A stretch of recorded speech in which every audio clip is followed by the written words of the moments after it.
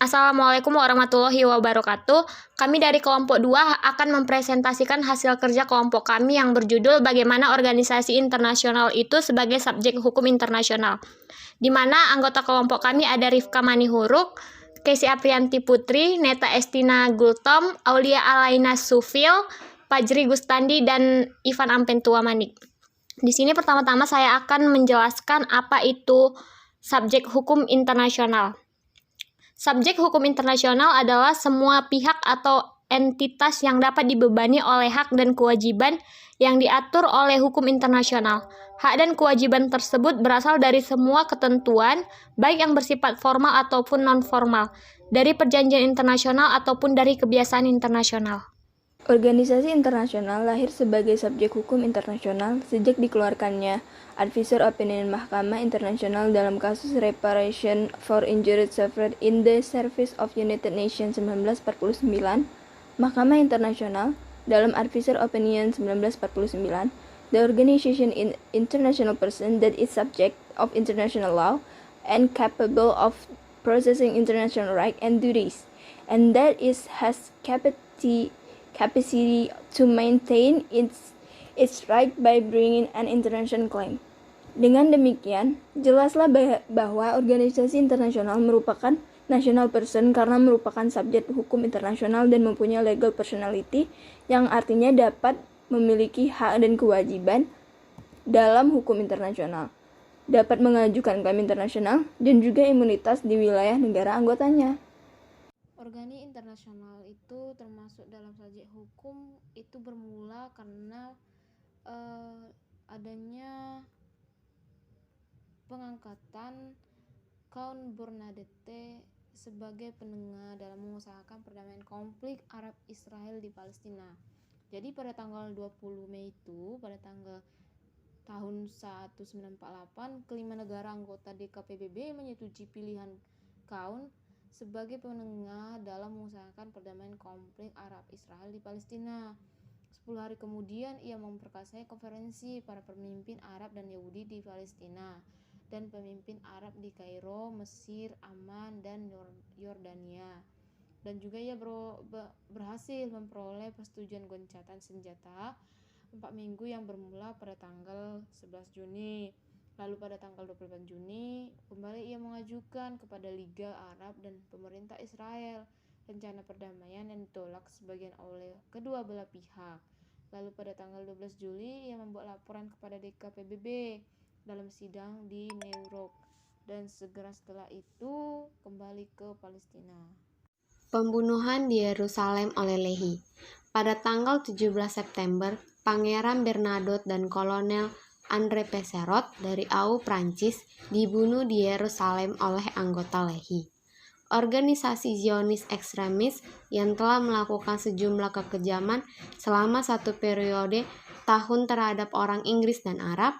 3 hari setelah kematiannya, laporan terakhir Count Bernadotte pada usaha perdamaian diterbitkan di Paris, memberikan MU PBB masa-masa yang diusulkannya untuk perdamaiannya yang ditentukan PBB dan memenangkan dukungan Inggris dan AS dengan segera. Ralph J. Bunche, seorang Amerika yang menjabat sebagai ketua pembantu PBB untuk Bernadotte dan sebagai perwakilan pribadi di Yerusalem dari Sekretaris Jenderal PBB Irv Lee, diangkat sebagai pengganti sementara Bernadotte. Organisasi internasional merupakan fenomena baru dalam bidang hukum internasional. Organisasi internasional pertama yang berdiri pada sekitar abad 19 adalah International Telecommunication Organization atau ITO, dan kini berganti nama menjadi International Telecommunication Union atau ITU yang berdiri pada abad ke-20. Pada tahun 1918, berdirilah LBB yang diganti oleh PBB pada tahun 1945 dan disusul oleh berbagai organisasi internasional lainnya.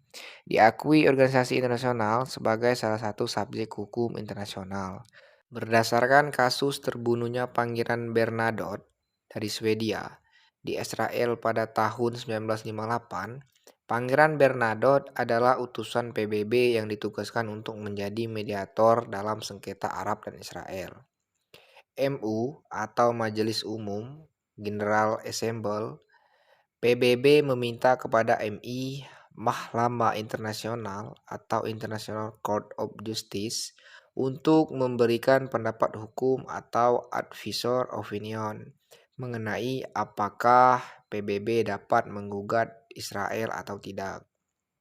Berdasarkan pendapat hukum dari Mahkamah Internasional tersebut, maka PBB dan organisasi internasional lainnya dapat melakukan hak dan kewajiban seperti yang diatur dalam hukum internasional. Namun, tidak semua organisasi internasional dapat menjadi subjek hukum internasional.